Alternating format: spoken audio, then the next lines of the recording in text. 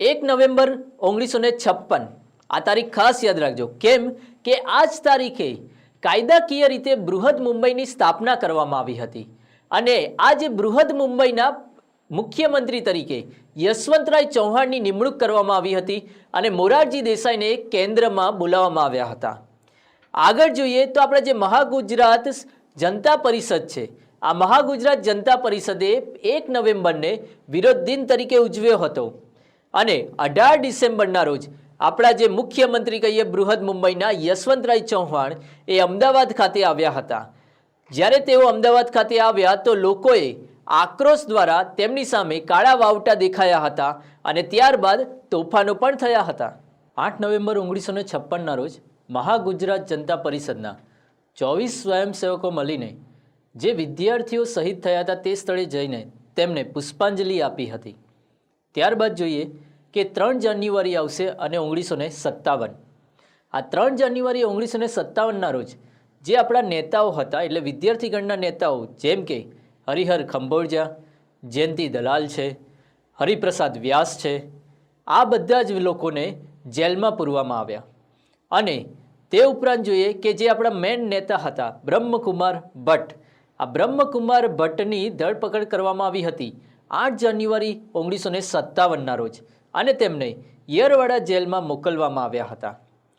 ત્યારબાદ જોઈએ કે 1957ની અંદર જ આપણા ભારતની અંદર લોકસભાની બીજી ચૂંટણી આવવાની હતી. એટલે એમ કહી શકાય કે બીજી સામાન્ય ચૂંટણી આવવાની હતી અને આ ચૂંટણીની અંદર મહાગુજરાત જનતા પરિષદ પણ ભાગ લેવાનું હતું. અને આગળ આપણે જેમ જોયું કે આ ચૂંટણીની અંદર તેમણે પોતાનું ચિહ્ન રાખ્યું હતું કુકડો અને જે આપણે અપક્ષ કહીએ અથવા તો અનામતની સીટ પર જે લોકો ઊભા રહ્યા હતા તેમણે પોતાનું ચિહ્ન રાખ્યું હતું સિંહ. ઇન્દુલાલ યાજ્ઞિકે જનતા પરિષદ દ્વારા આ ચૂંટણીમાં ભાગ લીધો હતો. તે ઉપરાંત જે નેતાઓ જેલમાં હતા જેમ કે બ્રહ્મકુમાર ભટ્ટ, પ્રબોધ રાવળ, હરિપ્રસાદ અને તે ઉપરાંત આપણે જોઈએ કે જયંતિ દલાલ, આ દરેક નેતાઓએ પણ આ ચૂંટણીમાં ભાગ લીધો હતો. આ ચૂંટણી પહેલાં એટલે જે ચૂંટણીનો દિવસ હતો તે પહેલાં અલગ અલગ નેતાઓ દ્વારા અલગ અલગ નિવેદનો આપવામાં આવ્યા હતા જે આગળ પ્રમાણે છે. ઇન્દુલાલ યાજ્ઞિક દ્વારા એવું કહેવામાં આવ્યું હતું કે અમદાવાદની જે પ્રજા છે જેમના પર બુલેટો ચલાવવામાં આવી હતી આ પ્રજા બુલેટનો જવાબ એ હવે બેલેટથી આપશે. તે ઉપરાંત યશવંતરાય ચૌહાણ ત્યારના આપણા બૃહદ મુંબઈના મુખ્યમંત્રી તેમણે એવું કહ્યું હતું કે બ્રિટિશ સરકારને ફેંકી દેનાર કોંગ્રેસ દાદર ધમાલથી ક્યારેય ડરશે નહીં. રતુભાઈ અદાણીએ એવું કહ્યું હતું કે રાત દિવસ એક થાય અને પૂર્વનો સૂર્ય પશ્ચિમમાં ઉગે તો પણ મહાગુજરાત તો નહીં જ બને. હરિહર ખંભોળજા આપણા નેતાએ એવું કહ્યું કે એક નહીં 11 મોરારજીભાઈ અને 22 જવાહરલાલ નહેરુ આવે તો પણ મહાગુજરાતને આવતું રોકી શકાશે નહીં. આજે સિંહનું ચામડું પહેરીને ગધેડા ચરવા નીકળ્યા છે અને સિંહોને જેલમાં પૂરેલા છે, પરંતુ જાડું લઈને અમે તેને સાફ કરી નાખીશું. પંડિત ગોવિંદ વલ્લભ પંતે એવું કહ્યું કે મહાગુજરાત અને સંયુક્ત મહારાષ્ટ્રના હિમાયતીને મારી વિનંતી એ છે કે દ્વિભાષી મુંબઈ રાજ્યની આખરે અજમાઈશ પણ થવા દેવી જોઈએ. ત્રિકમલાલ પટેલે એવું કહ્યું હતું કે ગુજરાત મહારાષ્ટ્ર એક સાથે નહીં રહી શકે. અને આપણા કોંગ્રેસના પ્રભારી ઠાકોરભાઈ દેસાઈએ એવું કહ્યું કે યુવાનોને ગેરશિસ્તે દોરી નાગરિકોને કચડી નાખવાનો પ્રયાસ થાય છે, તેને નભાવી લેવું તે ઝેર પીવા બરાબર થશે. ગુજરાતમાં વિધાનસભા ચૂંટણીનું પરિણામ સૌપ્રથમ દાહોદના દેવગઢ બારિયામાં આવ્યું હતું, જેમાં મહાગુજરાત જનતા પરિષદના જયંતકુમાર પંડ્યા વિજય બન્યા હતા. તે ઉપરાંત આપણે જોઈએ કે લોકસભામાં મહાગુજરાત જનતા પરિષદના ઉમેદવારો કયા કયા વિજય બન્યા હતા. તો એક પ્રથમ આપણે જોઈએ કે ઇન્દુલાલ યાજ્ઞિક. ઇન્દુલાલ યાજ્ઞિકે અમદાવાદની બેઠક પરથી વિજય બન્યા હતા. કરસનદાસ પરમાર તેઓ પણ અમદાવાદની બેઠક પરથી જ વિજય બન્યા હતા. અને એક ઓર વસ્તુ યાદ રાખજો કે તેઓ સૌથી નાની વયના સંસદ સભ્ય હતા ત્યારે.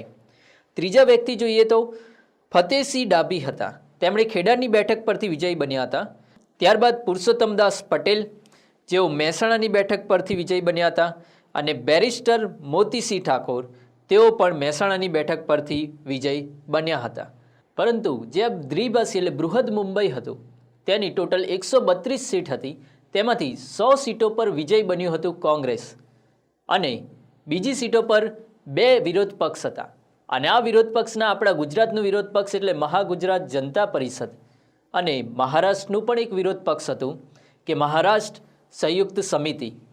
હવે જ્યારે આ બંને પક્ષ વિરોધ પક્ષની ભૂમિકા ભજવે છે ત્યારે એ બંને એકબીજાની નિકટ આવે છે અને ત્યારે જ આ બંને પક્ષ હતો તેમની એક બેઠક યોજાય છે અને એ બેઠક યોજાય છે પૂના ખાતે. પહેલાં તો ગુજરાતની માંગ એવી જ હતી કે ભાઈ મુંબઈને પણ અમારામાં સમાવવામાં આવે, પરંતુ આ જે બેઠક થઈ આ બેઠકની અંદર એવું નક્કી કરવામાં આવ્યું કે ભાઈ ગુજરાતે મુંબઈને જતું કરશે અને ત્યારબાદ જે આપણા ગુજરાતના મહાગુજરાત જનતા પરિષદના વિજય લોકો હતા તે લોકોની એક બેઠક કરવામાં આવી. તે બેઠક કરવામાં આવી હતી ખાડિયા અને ત્યાંથી જ આપણા નેતા એટલે ઇન્દુલાલ યાજ્ઞિક તેમની વિજય સરઘસ કાઢવામાં આવ્યો અને આ વિજય સરઘસની અંદર અમુક સૂત્રોચ્ચાર કરવામાં આવ્યા હતા, જેવા કે ગુજરાત કા નહેરુ ઇન્દુ ચાચા લેકે રહેંગે મહાગુજરાત, એક ધક્કા ઓર દો ઓર દ્વિભાષી કો તોડ દો. આવા સૂત્રોચ્ચાર ખાતે આ વિજય સરઘસ કાઢવામાં આવ્યું હતું.